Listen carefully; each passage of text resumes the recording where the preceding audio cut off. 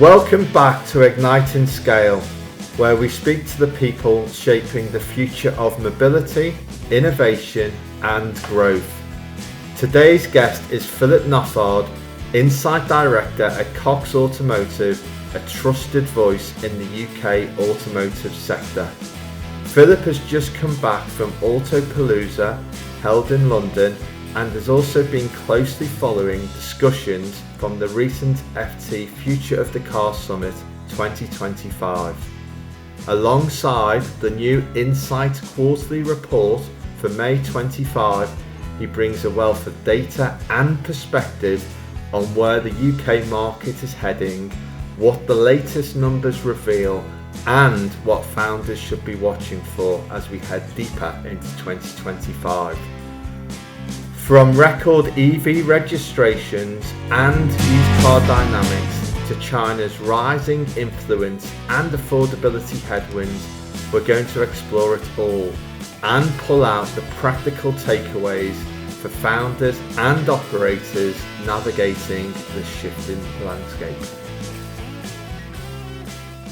Philip, good morning. Great to have you on. Yeah, good morning to you too, Mike. It's been a while. It certainly has. So Phil, many people know you as the face of Cox Automotive's Insight reports, but you started much earlier in the industry, and maybe rather than go straight into the insight, maybe you could share a bit about your career journey and how that real world experience shapes the way you interpret the data today. Yeah, I think as a brief background, I mean, I'm 54 now and I've been in the industry since I was 17, which seems just a few years. So all the way through that retail dealer market, but essentially before joining Cox Automotive 7 years ago now it'll be, I spent 10 years with Cap HPI, which gave me a good rounding and understanding of that valuation, used vehicle valuation market, the understanding of retail margins and obviously residual values and vehicle relationships and things like that. So, there's got that. So kind of the move out of the front end retail dealer space, which gives me that understanding of what data, what insight, what the dealers need to understand, what information they want from the suppliers and commentators to help them run their operations, through to understanding data. And really, I always talk about it as contextualizing the data into meaningful information. And that's really where, what's going on in the market. We all see and hear things in the marketplace, but actually what does that mean for the operators at the front end in the market, whether that's the manufacturers, the suppliers, leasing, contract hire, retail dealers, and really trying to turn that data and market shifts into something meaningful that's useful for the sector to help them run their operations more efficiently and productively. I mean, that's a good segue really, because your recent Insight report shows in volume terms the UK new car market had quite a good start to the year, particularly in March. We saw a lot of registrations, but clearly in terms of profitability, there's a number of different variables to that. But in terms of how you're interpreting your data at the moment, what do you think drove that momentum in the first quarter? Will it last? Yeah, I think we had a fast start. I mean, March was a particularly strong month, but we know that behind that March number one, from an OEM perspective, there was Q1's a crucial quarter for the OEMs to start the year. They on the back of 2024 and all the challenges around the 2024 ZEV mandate from the manufacturers, in particularly in that third and fourth quarter, it was crucial for the OEMs to have this fast start in the first quarter of 2025. They needed product into the market, they needed profitable product into the market in that first quarter. A lot of them the reality is they can worry about the year when it starts getting closer to the third and fourth quarter. They need to get that strong first operating profit into the business. So, there was a lot of that went on in that first quarter. We know that there's the Chinese new entrants that have sort of landed quickly and moving very quickly, which did influenced a lot of that first quarter performance. If you look at the breakdown by the new entrants that have entered the UK market, particularly there, and also you had the luxury tax that came in April. So there was a bit of a pull forward as registrations got pulled forward to negate that luxury tax for that £40,000 upward pressure on values on those electric vehicles over £40,000. So there was all this that went on. If you actually look, we saw the uptick in March, but actually you saw a significant drop in April of 10%. So you need to look nowadays at, you look at March and April together really to get an understanding of the performance year on year. You can't really look at months in isolation these days. So I think there's an element of that. And, I think optimism in Q1, you've got to come in strong. You've got to come in positive for the year in that first quarter. And that's right through from the retailer all the way back to the manufacturer. Perhaps if we zone into EV registrations again, they're obviously hitting record highs, but the UK is still it looks like it will miss its ZEV targets, or a lot of brands will miss the ZEV targets. Perhaps you could unpack that gap and then interpret what that might mean for founders in EV related tech services or infrastructure plays. Yeah, I think, the ZEV mandate is clearly a driver at the minute as to what's happening in that battery electric vehicle sector. We know that we got close to it. Many of the manufacturers managed to achieve it in 2024, but at a cost. A lot of forced registrations, a lot of heavy discounts, a lot of financial pressure from the OEM in terms of incentives and discounts, and a push into that fleet and leasing sector. Which we know is not sustainable long term at that kind of level of incentives to adopt this transition.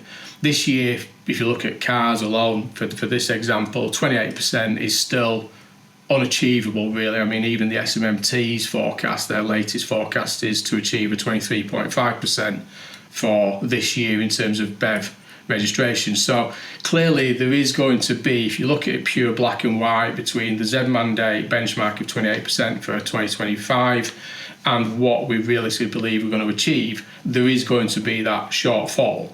The key with this is going to be, how are they going to make up that shortfall? Are there going to be any fines instigated, or is it going to be a case of swapping credits and future borrowings to achieve and stay away from those significant fines that, all right, with the review that we had recently from the government, yes, they've reduced some of those fines by £3,000 each on cars and commercial vehicles, but it's still a significant fine to the manufacturer if they miss that target. So, I think, again, it's welcomed, I suppose, that from the UK government that they have adjusted the ZEV mandate slightly, but it's still a stretch. Those numbers are still a big stretch, which creates this pressure because at the minute there isn't the natural appetite, particularly in the private consumer market, for battery electric vehicles.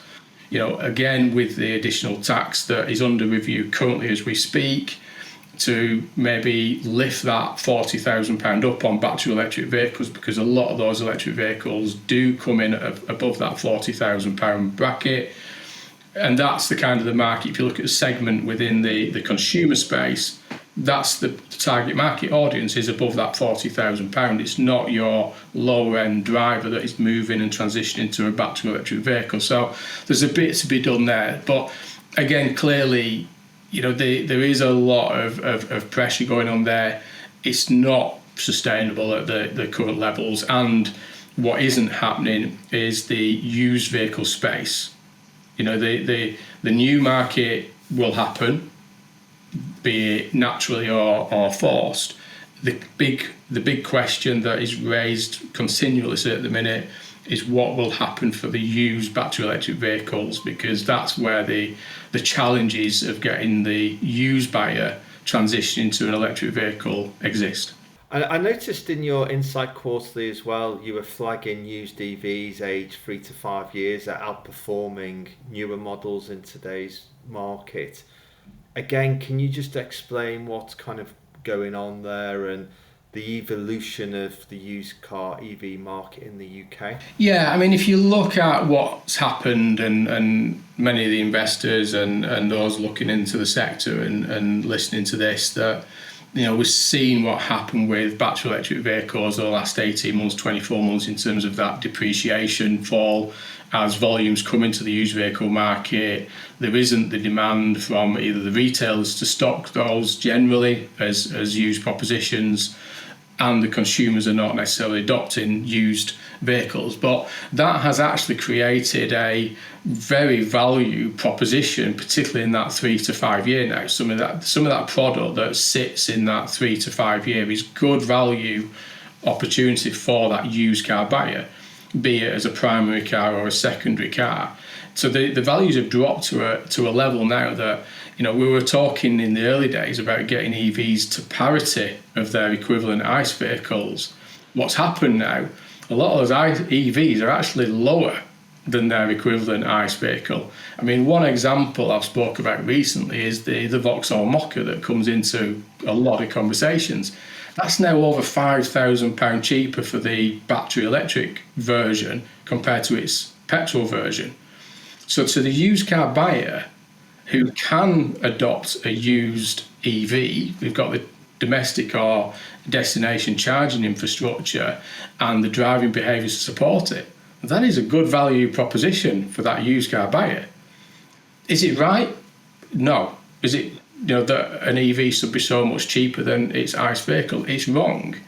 But that's the dynamics that's starting to play out in the market. And what's also driving this, Mike, is that you've got the push from the manufacturers, the new car side, to achieve the Z mandate target levels and ESG commitments, which makes that 0 to 24 month used proposition very challenging, because the majority are funded.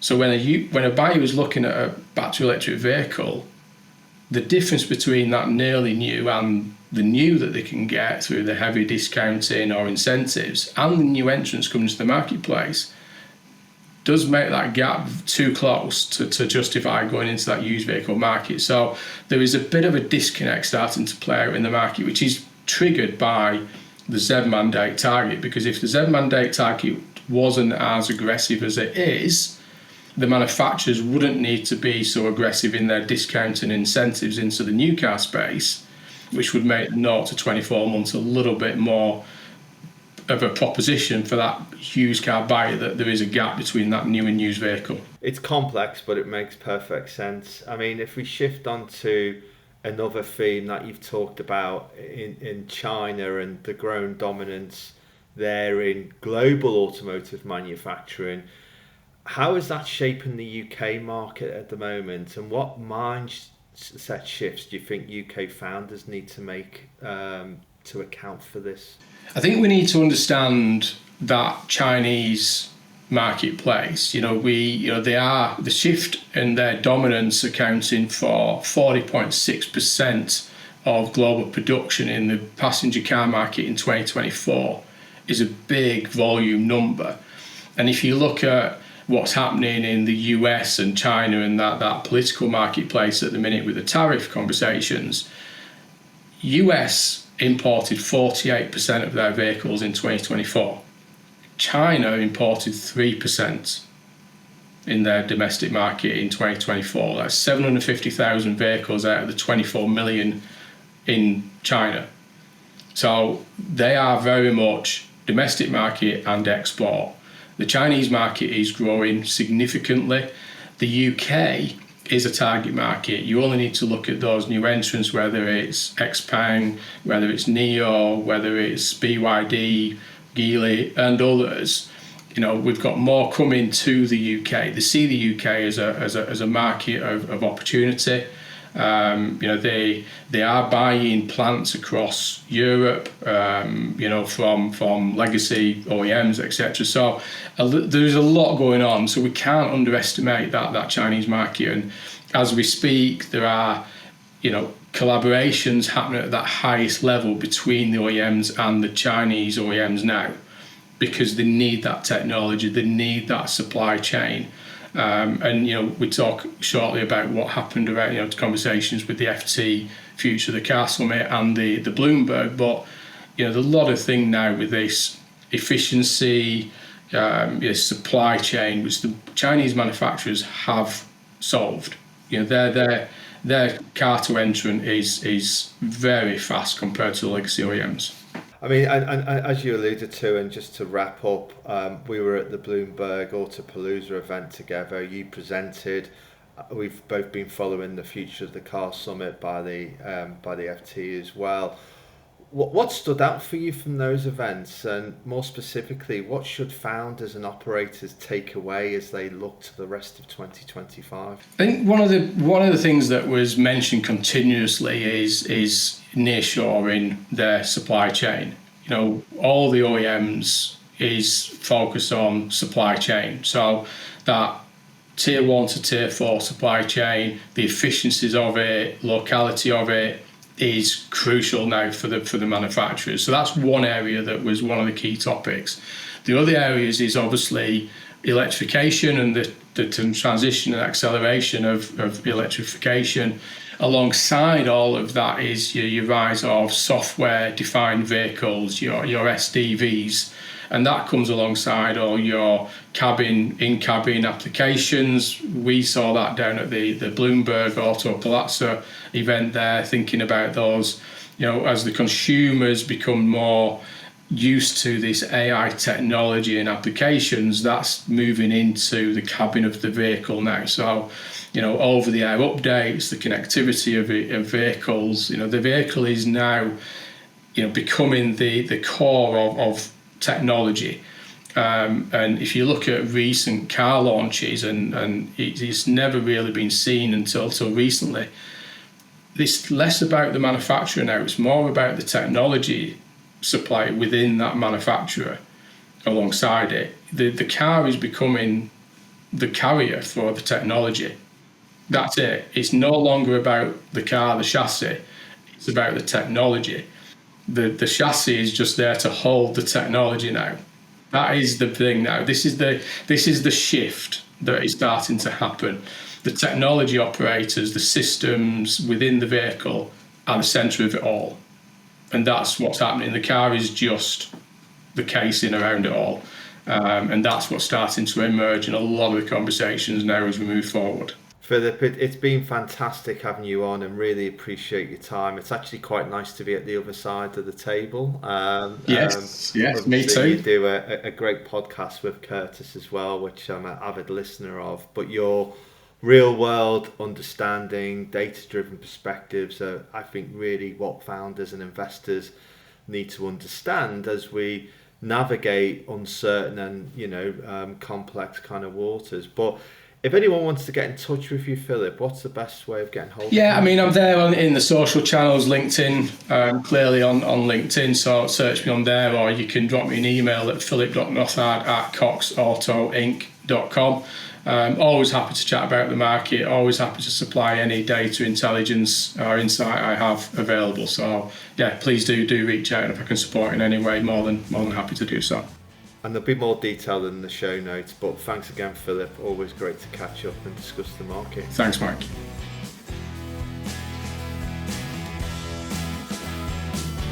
If you want to listen to more episodes of the podcast, we're on all good audio platforms. Our website is also www.cambriaprivatecapital.com, and you can also find myself on LinkedIn and Twitter, where we publish our weekly blogs as well. Please do get in touch if you want more information.